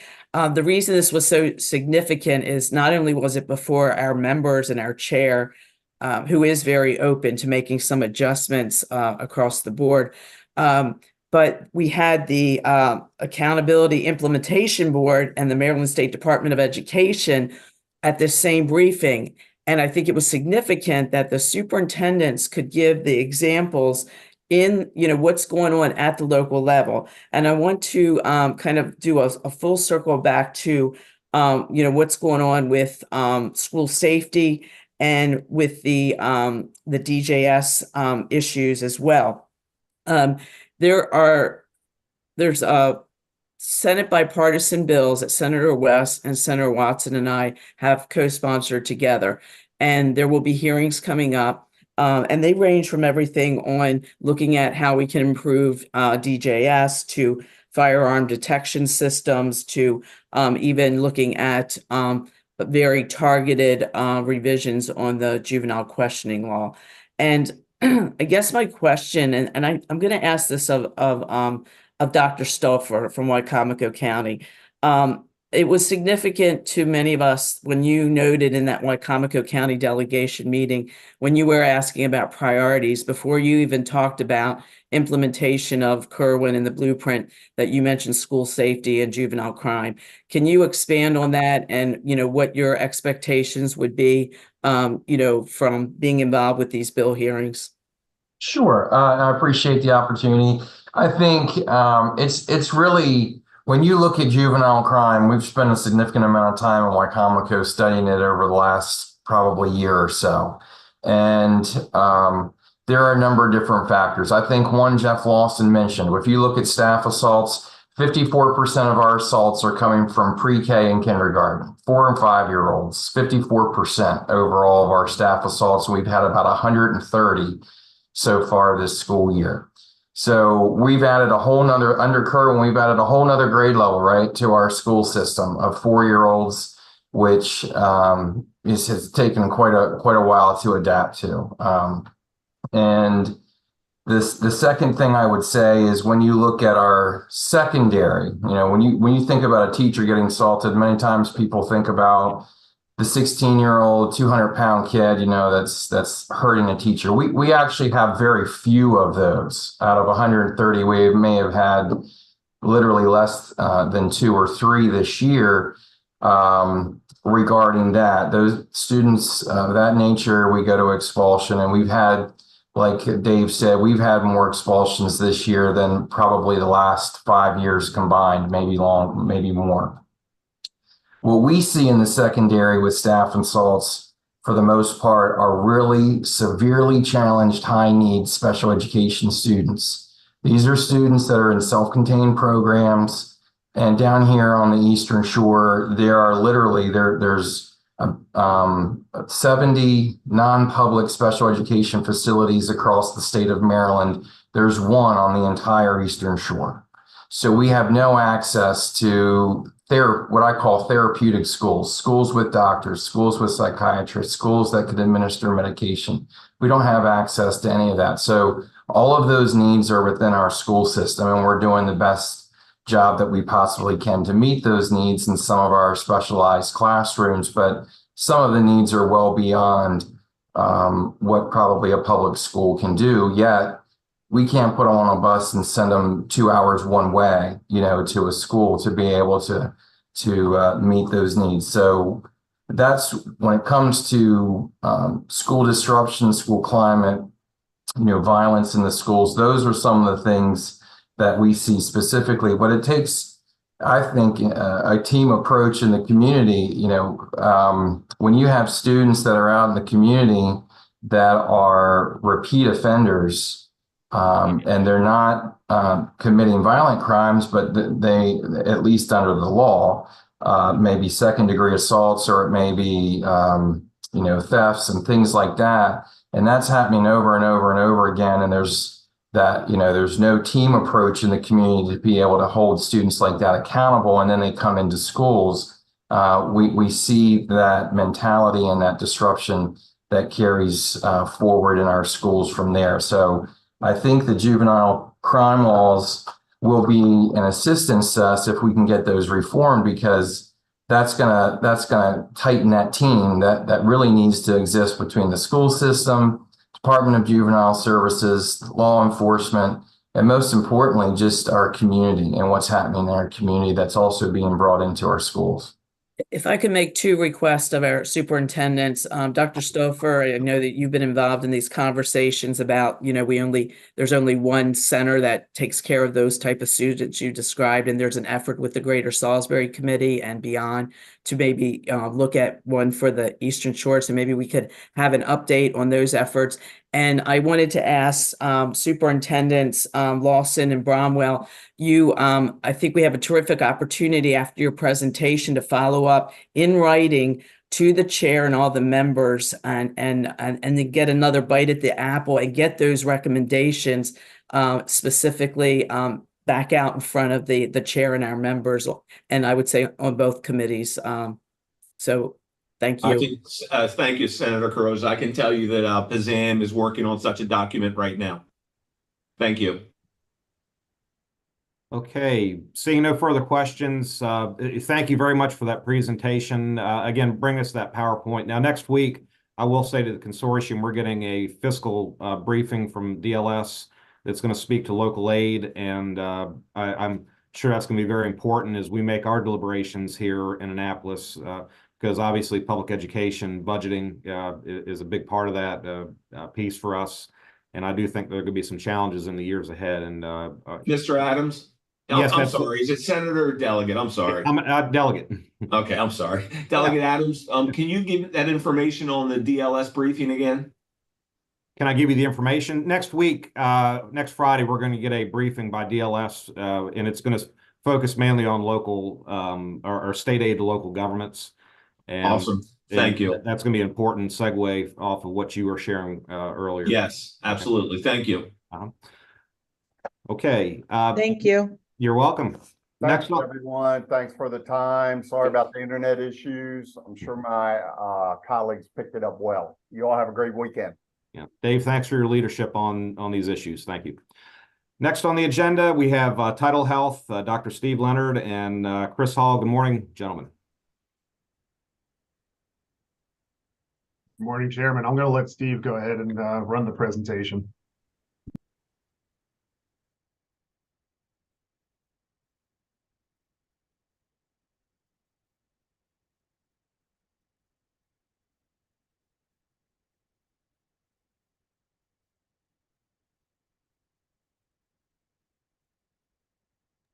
Hey, Steve, I think you're still on mute. Thank you, Chris. I appreciate that. Good morning, Mr. Chairman. I want to thank everyone. It's always an honor to be here with this group. We especially want to thank the Eastern Shore delegation for all of their support over the past 12 to 18 months with the Trauma Commission, our work with the HSCRC.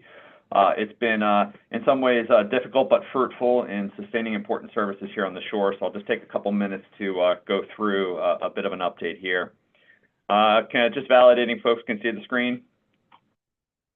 Some thumbs up, perfect. I want to take a minute, and again, I'm preaching to the choir here, but I want to start and begin to reiterate a theme. The population of the Eastern Shore, this is our service area. We have about seven counties where we have active locations from Tidal Health at this point in time. It's about a little over 500,000 people, projected to continue growing. I need to point out that the city of Baltimore has about 600,000 at this point in time. So from an access perspective and a scope of services perspective, you're going to begin to hear Tidal Health talk about over the next couple of years, why shouldn't we on the Eastern Shore have equivalent services to some degree as the more urban areas in the state in terms of complexity and scope of services? We are heading in a very constructive direction in many ways.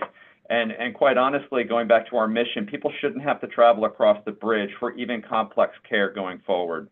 Here's a picture of our locations today as they currently stand, obviously centered right in the middle of the peninsula, which is often helpful from a logistical perspective.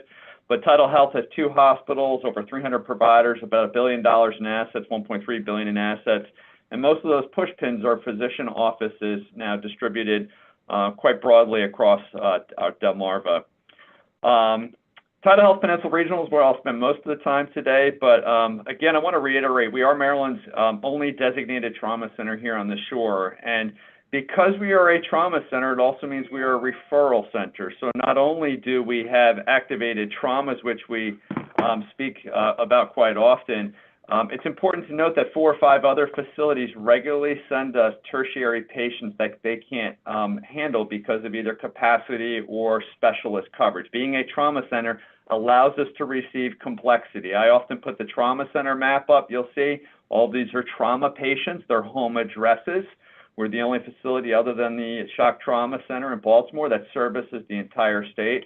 But sometimes I put this map up as well. All of these dots were patients that started in another hospital that were transferred to Salisbury. So when we think of University of Maryland and Hopkins and some of the tertiary and quaternary centers, know that in Salisbury, we can often provide services due to our various capabilities that rival those metropolitan areas. And not only that, we are the 3rd most efficient hospital in the state. If you were to take our volume and apply it to some of the less efficient hospitals in the state, I will let you know Salisbury tends to get $50 to $100 million less, $150 million less for equivalent volume than some of the less efficient hospitals in the state. So that's important for us to remember. It's an ongoing discussion with the HSCRC. But what it also means is that if I've got an open heart patient on the Eastern Shore, anywhere on the Eastern Shore, and I send it to Baltimore versus I send it to Salisbury, it's going to cost 30 to 50% more in Baltimore to get done. And if you think about the Maryland model, it's important to save money. So not only do we have highly trained professionals, we do it at a higher quality often and lower cost. Delaware is important in some ways because Delaware actually helps the Maryland model. When we have Delaware patients come down into Maryland, guess what? We actually spread some of our fixed costs there. By doing Delaware patients, it actually does help the Maryland model. We appreciate the support we've received. A couple things we're always putting on the radar. It's obviously graduate medical education I'm going to talk about. And then there are facility-related needs. It's important to know that the main portion of our hospital is 50 years old at this point, the patient care towers. And in a few years from now, we're going to start having conversation about major capital investments. Some of that should be supported by the HSCRC because we are an efficient hospital. We would expect some support. The HSCRC does allow that for efficient hospitals, and at the same time, knowing how expensive it'll likely be, we'll probably be having conversations here. Medical partners is an important leg. Most of those push pins, most providers coming out of training these days do not want to work independently. They want to work for large healthcare systems. We have over 300 providers, 1,000 team members in our physician enterprise. It's the largest one south of Christiana. You have to go down to Norfolk for something comparable. It's about the same size as Luminous, and it rivals many in Baltimore at this point in time. So that's an important trend to keep in mind, is that recruitment, retention of providers, people want to work for healthcare systems, and we're doing our job in expanding that, as you'll see. I have a slide on Nanticoke because I think it's important for the Eastern Shore delegation to know that Nanticoke serves the Eastern Shore. It's a border facility, much like Salisbury, and because it's a border facility, we are actually accredited our receiver location by MIMS for cardiology, specifically interventional cardiology. So you'll have people who come from Caroline and Dorchester County and receive cardiac catheterizations by our Seaford location. So we believe in being fluid. The state line actually allows us certain opportunities, and we've made investments in our Nanticoke facility in cardiology, cancer. We've put Epic up there, so it's the same medical record. And it's always good to keep that in mind. It's not too far across the border. A little bit about emergency room throughput, something we're very proud of here in Salisbury. We tend to be a standout when it comes to our ER performance. We're over on the left with other high volume emergency departments. We have one of the best ER throughputs, and people tend to look to us like, how are you doing it? Here you can see ED arrival to an inpatient admission. We're all the way over here by Meritus as one of the lowest facilities. Emergency department wait times. This is where we stand versus the rest of the country. So Maryland, as you know, we've got the dubious distinction of being the worst in the country. But I will let you know, Peninsula tends to be better than many other states. Not all of them. We have work to do, obviously, but we tend to perform well. This is my favorite one because I'm sensitive to my EMS community. We do a phenomenal job getting people off the stretcher, 90th percentile. We're one of the fastest people, fastest organizations. When EMS comes in, they tend not to wait on a stretcher. We get them on a bed. It's often a hallway bed, but at the same time, it's important for those ambulances to get back into service. So that's, again, 90th percentile performance, much better than almost all other hospitals in the state. How do we do this? I will let you know. We spent years looking at process in the emergency department. Yes, I think there's always some things out there, and I do support some of the positions, the industry has related to nursing home, rehab, some of the after they leave hospital type stuff, but a lot of it is culture. It's culture, it's culture, it's process improvement, and making sure we're working efficiently and effectively. I'll highlight a couple there. Hospital length of stay. We have one of the best length of stays in the state at both of our facilities because we're so focused on process.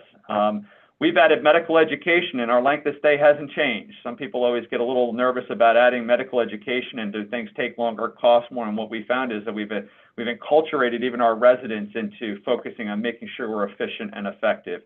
Our ER was built for 90,000 patients. It was at 90,000 before COVID. It went down to 70,000. We're back up to 80,000. That's with a couple of urgent care centers in town, 3 within just a couple miles. We are probably undersized at this point. Just We're probably going to have to look at that in terms of adding beds, not just to the hospital, but our volume as a healthcare institution has gone up each of the last 3 or 4 years. Our licensed bed count by the state of Maryland continues to go up, and that is pushing things here at the center. But again, I can't help but speak highly about our ER team. Does whatever it takes to make sure the job is done really well. Trauma update. Chris and I were privileged to head up to Annapolis the other day and testify in front of the I think it was the Appropriations Committee, and that Trauma Commission is doing important work. Do I think the job is done? No. As you might imagine, there's always more to do, but again, I can't thank the committee and members here enough for helping us to advance the dialogue on behalf of the Trauma Center. So we support many of the recommendations in the committee, but one thing I want to really point out that I pointed out at the committee, the root cause of trauma issues in this state is physician reimbursement. Maryland is one of the worst. In other words, our providers are paid third from the bottom by commercial insurance companies. Third from the bottom. There's 2 states worse than us. Ironically, it's Alabama and I think it's Delaware. But what that means is that if you employ physicians, our reimbursement is so poor by commercial payers, you have to subsidize from hospital profitability. That's happening across the state in our regulated environment. So if you're a trauma center, you tend to employ a lot of physicians. That is the root cause of this. That's why there's a financial issue, is because commercial insurance is so poor in the state of Maryland. It's one of the reasons it's hard to attract doctors to Maryland, because reimbursement is so poor. What are we doing about that? You know, obviously, I think most folks have heard us speak much about medical education.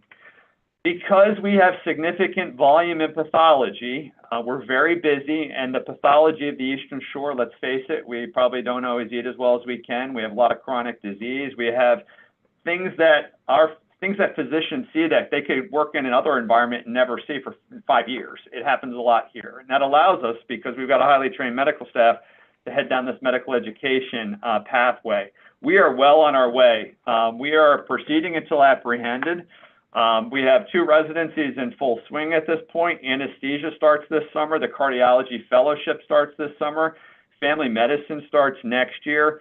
I am very proud to, we signed a psychiatric residency director. So we are about to start a psychiatric residency at Tidal Health.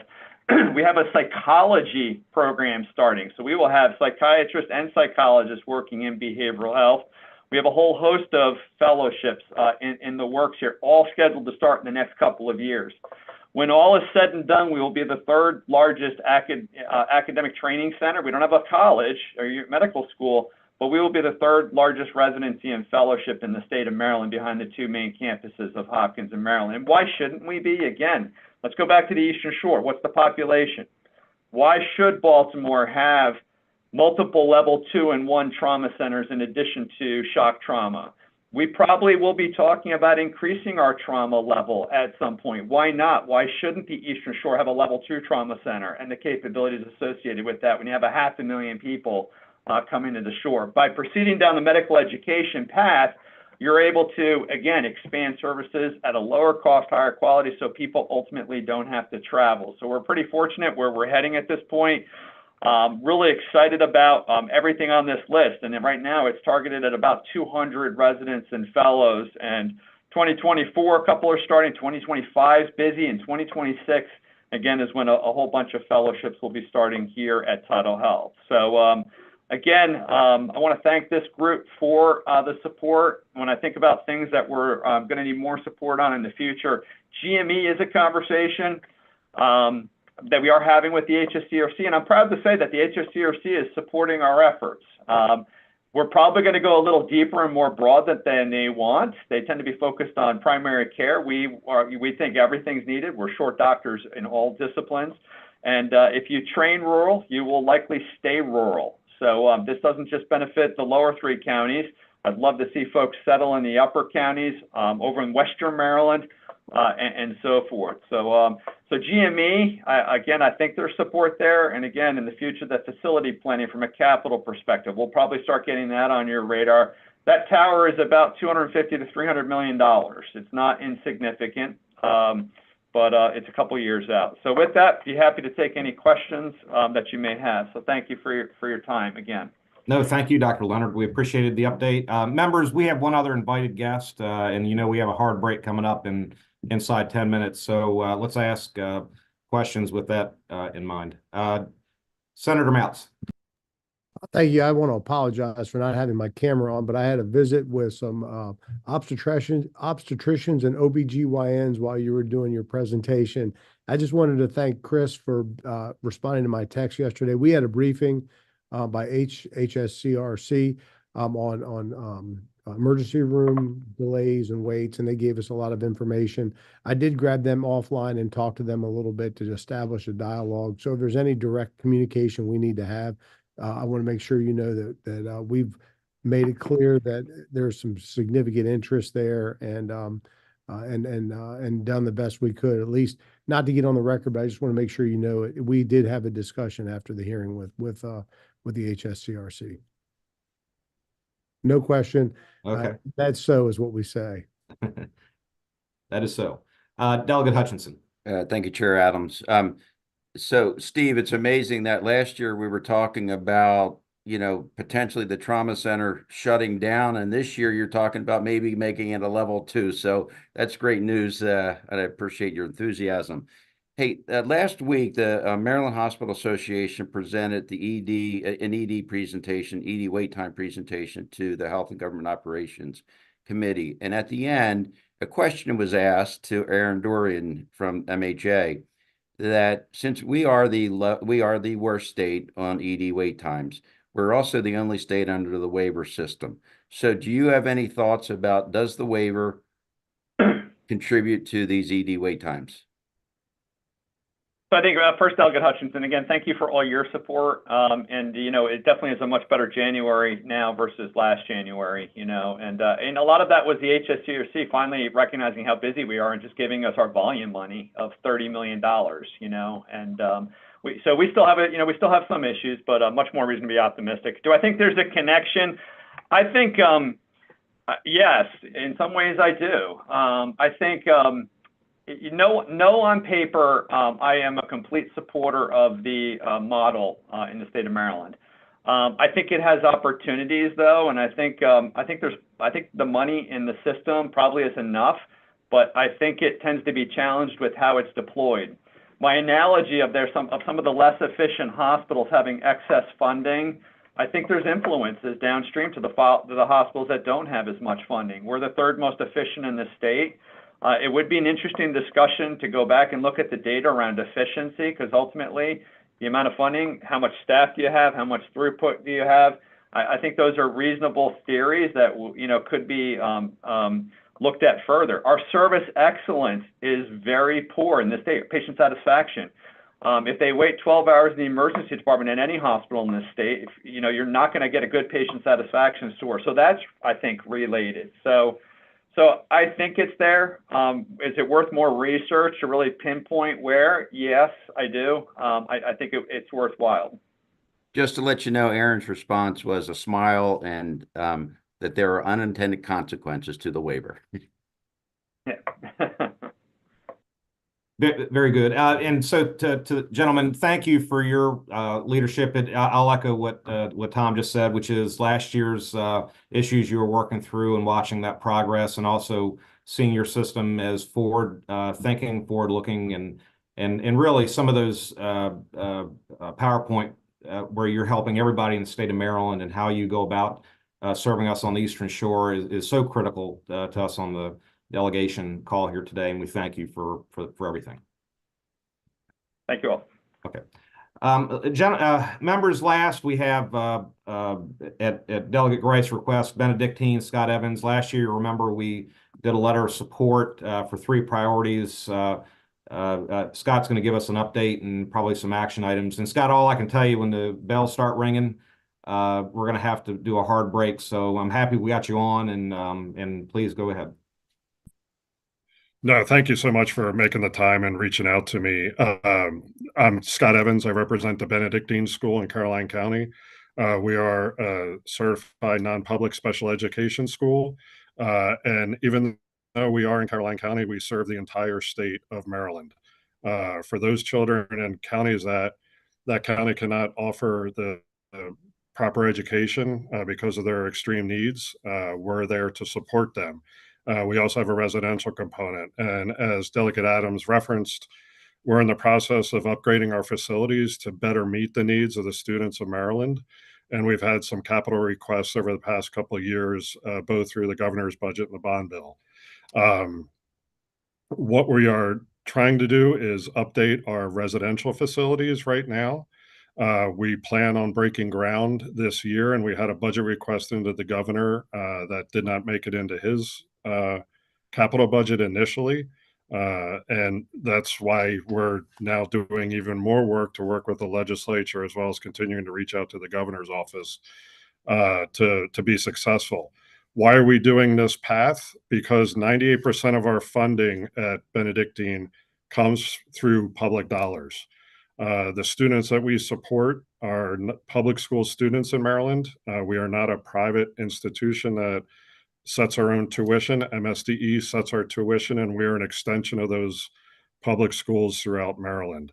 Those dollars that we receive on an annual basis do cover our operational expenses, but they do not cover any capital expenses. In the past, and we still do fundraise for those gaps in funding. And what you heard earlier from all the local superintendents, we experience the same thing with teacher shortages and trying to be competitive in the marketplace for those teacher salaries and other professions. We are a one-stop shop. As I said, a lot of our students, we serve about 50 students on an annual basis. Our residential students here as well. So we have PT, OT, speech, social workers. We offer psychiatric services through a third party. So we have everything right here in Caroline County to support these children.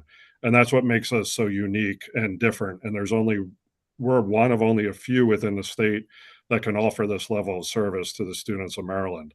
But again, those operational dollars don't capture the capital piece. And with the endeavor that we're doing, it's about an $11 million all-in project. We have about $6 million right now. We are working with our federal delegation as well on an earmark down in DC. That's tied up in the budget process down there that doesn't seem to be wanting to move forward at all. Right. And again, we have been successful over the years with the legislature. So again, what we're trying to do is close what we need. We need $3 million more. We did have Governor Moore and Lieutenant Governor Miller here to visit and talk about the project. And we're trying to get over the finish line to complete the project and the funding for this. But we still plan on breaking ground this fall. Or this spring, sorry. Yeah. Scott, thank you. Trying to be quick. Yes, thank you. The bells are ringing, and the message is received. I'm sure we'll have further conversation, and maybe we'll invite you back on in a future week or so. But Delegate Greist and the members here, we surely are going to reiterate our support for you as a priority from the delegation, and thank you. And we appreciate the your willingness to be brief with us as the time is coming to the end. Yeah, and I'll follow up with a PowerPoint presentation that I'll send over as well that can be distributed. Thank you. Members, could I get a motion to approve minutes from last week? Motion to approve minutes. And a second? So moved. All those in favor? All those opposed? Aye. So, Delegate Sample Hughes, it may be best for us to wait till next week, but I'll leave it up to you as to whether or not to bring up our former colleague, Rudy Kane, and so I'll leave it up to you how you'd like to approach that. You and I talked yesterday, but go ahead and we'll take it as you'd like here. Yeah, all right, she's offline. All right, a motion to adjourn. Hey, Chris, before we do that, can I make a real quick motion for two delegation letters to the governor and requesting funding for both Benedictine and also a restoration of CADE formula and supplemental budgets? All right, I need a motion. Motion to approve. And a second. Second. Okay, all those in favor? Aye. Aye. All those opposed? Thank you, guys. And Mr. Chair, we also have the letter prepared for the CCBHCs that were discussed last week. If I have a motion to approve for that letter as well. Okay, I'll take a motion in a second on that. So move. Second. Okay, all those in favor? Aye. Aye. All right, thank you very much. Motion to adjourn. Motion, so moved.